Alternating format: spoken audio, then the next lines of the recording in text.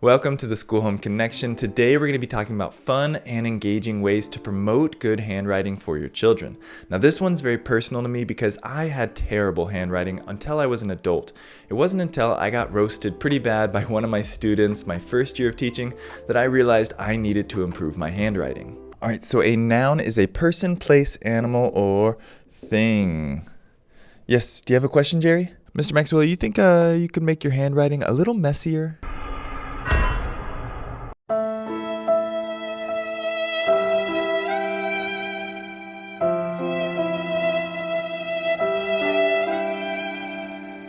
After that day, I vowed that I was going to improve my handwriting. That way I can better practice what I preach. So while these tips might be for children, if you're like I was and have terrible handwriting, there might be some things that you can learn from this as well. Now I've been a teacher long enough to read parents' minds pretty well, and you're probably asking yourself, why does my child need to learn good handwriting? Everything's just going onto the computer anyways. And that's a very good question, but I want to respond to that question with 2 points. First, some of the most meaningful things that I've given to people and have been given to me have been handwritten notes. Some of them are so beautiful and the handwriting's so neat that I want to hang them up on the wall, and others I'm still trying to figure out what they're trying to say.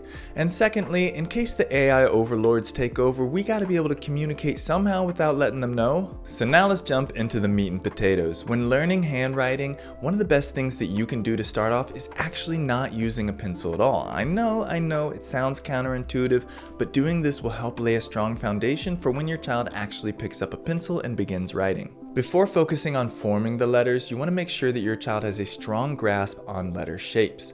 And a fun way to do this is by building letters using different objects. You could use Play-Doh, soft spaghetti noodles, beans, or any other object that can make straight and curved lines. All you need is to have the letter or letters you're focusing on printed or written largely on a flat surface. Then your child will build the letters on top of that. During this time, make sure to talk about some of the language that you use for writing, such as curves, lines, and crosses. It can also be really helpful to introduce terms like horizontal, vertical, and diagonal. Building letters turns the learning into play. Be sure to give rewards for desired outcomes, and those rewards could be a free building break where they get to build whatever they want to for a little bit. It could be positive praise, or it could be another fun activity that they get to do afterwards.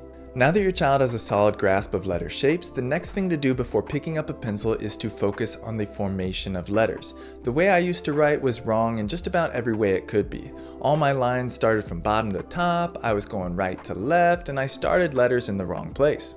Use a chart that looks like this. Just Google proper letter formation and you'll see about 100 charts that all look the same.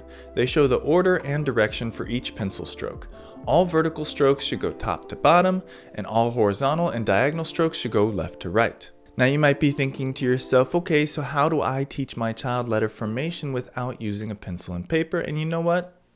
I told you I could read minds. You might have doubted it before, but now you believe me a little bit more. Oh, I'm making that up? You're calling me a liar? So the way to do this in a fun and kinesthetic way is called skywriting. Skywriting is where we use our arm and with our finger pointed to draw the shape of letters. When doing this, the focus is on recreating proper stroke patterns. Take for example, you're teaching your child capital letter H. Start by drawing on a whiteboard or a piece of paper a capital H and verbalize the stroke patterns while doing this. It's 2 vertical lines from top to bottom and 1 horizontal line from left to right. After drawing and showing the formation, you're then going to model how to skywrite it and verbalize it yourself. So do something like this where you'll say down, down, across. Then expect your child to repeat that while skywriting it themselves.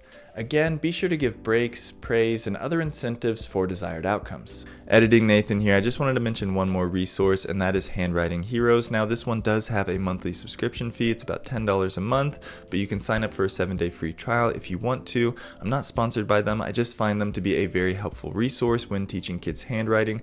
They talk about lowercase letters because that's what's most commonly used, and they break them apart into their different initial stroke types. So they have skydivers, bouncers, cannon pops, skiers, and surfers. They use very kid-friendly language. They have a lot of resources, including an app and printable activities, songs, and engaging videos, so check them out if that's something that interests you. Alright, I got a pencil in my hand. You know what that means. It's time to write, and I'm actually going to put it in my left hand because I am left-handed, and that's probably why my handwriting was so terrible growing up. But now that we have a pencil in our hand, let's focus on two things. First thing is fine motor skills, and secondly is stamina. For fine motor skills, when just starting out, I would recommend using some jumbo pencils, but if regular pencils are all you have, that's okay too. Watch a quick video on YouTube on how a child should hold their pencil, and if need be, you can pick up some pencil grips online for a couple of bucks. Begin by writing the letters big, and then as your child develops those fine motor skills, you can start making the letters smaller and smaller until they'll fit in the lines of a notebook. When your child is using a pencil, make sure to reiterate and reinforce that language of letter shapes, such as lines, curves, crosses, horizontal, vertical, and diagonal. Also make sure that your child is using proper stroke formation. Make sure that the stroke is in the right direction and in the proper order. And now for stamina.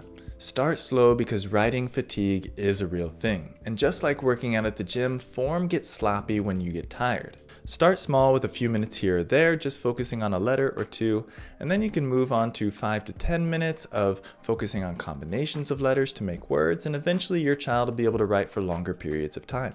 Learning good handwriting is a long process. As an adult, it took me over a year to really improve my handwriting to where I could actually say it was good. So some big things to remember during this time when you're working with your child and improving their handwriting is to be consistent, be intentional, and be encouraging. Let me know what you think about these tips in the comments. Do you have any fun activities that have worked to promote good handwriting for your child? If so, leave them in the comments and let the community know. If you have any questions about this video, feel free to leave a comment or message me directly on my socials. I'm going to reply to all questions, and I can even provide some free resources or other ideas for activities. Thank you so much for watching this School Home Connection video. If you found this video helpful, it would help me out a lot to leave a like below. Make sure to subscribe so that you can stay up to date with new School Home Connection videos that come out every single week. And if you made it all the way to the end, you are a rock star parent. Keep learning, keep growing. Bye.